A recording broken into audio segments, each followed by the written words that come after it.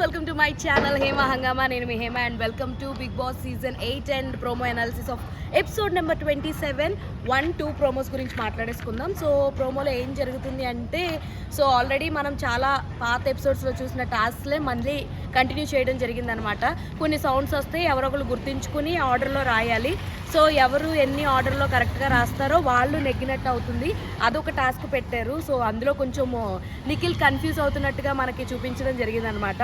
ఆ తర్వాత ఇంకొక ప్రోమోలో ఏంటంటే క్యారెక్టర్స్ని రీప్లేస్ చేయడం, అంటే ఒకళ్ళ క్యారెక్టర్ ఒకళ్ళు ట్యాగ్స్ వేసుకుని చేసేటట్టుగా మనకి చూపించడం జరిగిందనమాట. అందులో ఎక్కువ శాతం మణికంఠని ఇమిటేట్ చేశారు, సోనియాని ఇమిటేట్ చేశారు, అలాగే విష్ణుని ఇమిటేట్ చేశారు. అందరూ హౌస్ మేట్స్ అందరూ కూడా పార్టిసిపేట్ చేయడం జరిగింది. ఈ ప్రోమోలు చూస్తే నాకేం అర్థమైందంటే, నీకు పెద్దగా గేమ్స్ కొత్త డిజైన్ చేయడం చేతకాక పాత గేమ్స్ ఏమైతే ఉన్నాయో అవన్నీ పెట్టేసి అవే మడతెట్టేసి మళ్ళీ వాడేసి ఇందులో కొత్తదనం ఏమని చెప్పి నాకు అర్థం కావట్లేదు. అన్లిమిటెడ్ ఇది అది అని చెప్తున్నావు.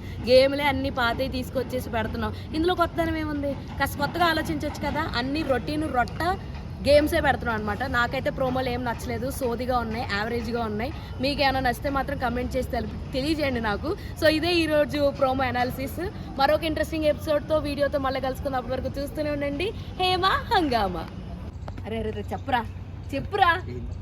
అరే అదేరా, ఇందాక చెప్పమని చెప్పే కదా. ఏది ఇంకమ్మా ఫ్రెండ్స్, సబ్స్క్రైబ్ చేసుకోండి ఫ్రెండ్స్ కదా. మీరు కూడా సబ్స్క్రైబ్ చేసుకోండి, లేకపోతే తెలుసుగా